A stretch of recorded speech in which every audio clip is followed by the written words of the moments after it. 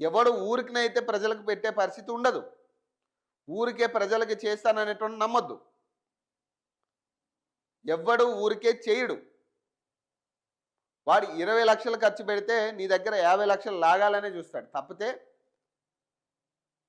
వాడు 20,00,000 ఖర్చు పెట్టి ఆ పదవిని కొనుక్కుంటున్నాడంటే వాడు దీని వెనక ఎంతో లాభం ఆశించే కొంటాడు వాడు.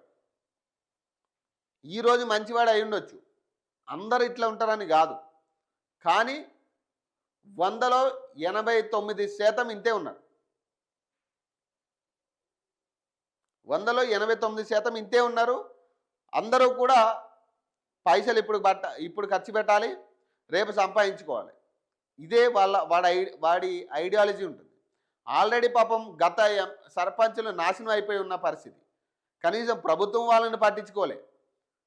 మళ్ళీ ఇప్పుడు కొత్త సర్పంచులు ఎవరైతే పైసలు ఖర్చు పెట్టి వస్తారో వీళ్ళకి ఇదే గతి పట్టే పరిస్థితి ఉంటుంది. ఫస్ట్ మీరు వసూలు చేయాల్సిన పైసలు ఎక్కడి నుంచి అంటే ప్రభుత్వం నుంచి మనకి రావాల్సిన పైసలు వసూలు చేయండి. ఇప్పుడు ఏకగ్రీవాలు అయ్యే వాళ్ళందరి చూపు కూడా 3,000 కోట్ల మీదే ఉంది. ఏదైతే 3,000 కోట్లు కేంద్రం నుంచి రావాలన్న పైసలు ఉన్నాయో ఆ డబ్బుల మీదే ఇప్పుడు ప్రతి ఒక్కడు ఎవడైతే ఏకగ్రీవం పేరు మీద 20,00,000 30,00,000 ఖర్చు పెడుతున్నాడో వాడి చూపంతా కూడా 3,000 కోట్ల మీదే ఉంది. ఇక్కడ వాస్తవంగా ఒక విషయం చెప్పాలంటే ఆ 3,000 కోట్లు వస్తాయా రావో కూడా తెలీదు.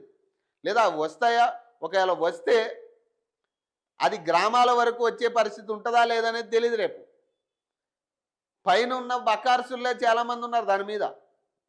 పాపం పైనున్న నాయకులు చాలామంది దాని మీద కన్నెర్ర ఉంది. ఇప్పుడు ఆ 3,000 కోట్లు వస్తే ఎక్కడ ఫ్లాట్లు కొనాలి ఈ అంచనాతో చాలామంది ఇప్పుడు మంత్రులు ఈ చర్చ అంతా ఇదే. పాపం వాళ్ళు అంత ఇంట్రెస్ట్ కూడా ఎందుకంటే గ్రామ పంచాయతీల మీద ఇదే. బడ్జెట్ రిలీజ్ అయితే ఆ బడ్జెట్ని ఎట్లా నొక్కాలి, ఎంత నొక్కాలి, ఎవరెంత నొక్కాలి ఈ ఆలోచనలే ఉన్నాయి ఇప్పుడు మంత్రులందరికీ. మరి ఈ నేపథ్యంలో ఆ 3,000 కోట్ల గ్రామ స్థాయికి వస్తాయా లేవా అంటే చెప్పలేని పరిస్థితి. కనీసం 100 కోట్లైనా అన్ని గ్రామాలకు కలిపి వస్తాయా లేదో తెలియని పరిస్థితి. మరి ఈ నేపథ్యంలో అత్యుత్సాహం చూపించి మన ఏకగ్రీవం అవ్వాలనుకుంటే మాత్రం రేపు ఆల్రెడీ మాజీ సర్పంచులు ఎవరైనా ఉంటే వాళ్ళని అడగండి, వాళ్ళ పరిస్థితి ఏంటి,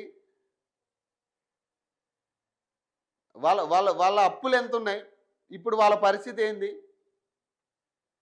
ప్రభుత్వం నుంచి వాళ్ళకి రావాల్సిన బకాయిలు ఎంత ఉన్నాయి, వాళ్ళు ఇస్తున్నారా లేదా, ప్రభుత్వం అసలు వాళ్ళతో చర్చలు జరిపాయా లేవా. పాపం వాళ్ళ గురించి పట్టించుకునేటోళ్ళు లేరు. ఇప్పుడు వాళ్ళకి ఇవ్వాల్సిన బడ్జెట్లు అవి